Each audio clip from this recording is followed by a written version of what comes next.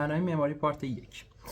امروز یه سوال از چت جی پی تی پرسیدم و خب جوابش برام واقعا جالب بود. خب یکی از مشکلات اصلی که وجود داره اینه که بین 3-4 تا شاخه اصلی که باید یک معماری خوب رعایتشون بکنه اینه که خب ما الان فرهنگ رو داریم، تاریخ رو داریم، زیبایی رو داریم و کاربرد رو داریم. و من دقیقا سوالی که از چت جی پی تی پرسیدم این بودش که ببینم نظرش در واقع چیه راجع به اینا و آقا معماری داره اتفاق میفته برای اینکه کیفیت زندگی رو ببره بالا. پس میخواستم ببینم که آیا واقعا فرهنگ و زیبایی هم به اندازه اینکه کارایی یک بنا کیفیت زندگی رو میبره بالا اهمیت دارن یا نه. و خب پاسخی که بهم داد جالب بود.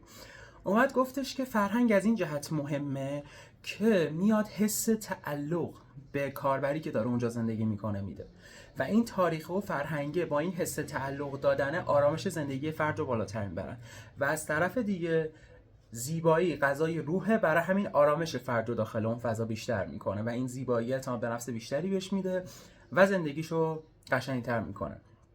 و در واقع نکته دیگه هم که برگشت گفت این بودش که در واقع کاربرد و کارایی یک بنا زندگی رو داره درست میکنه و اون بچه زیبایی و فرهنگ و تاریخه داره به اون زندگی معنا میده.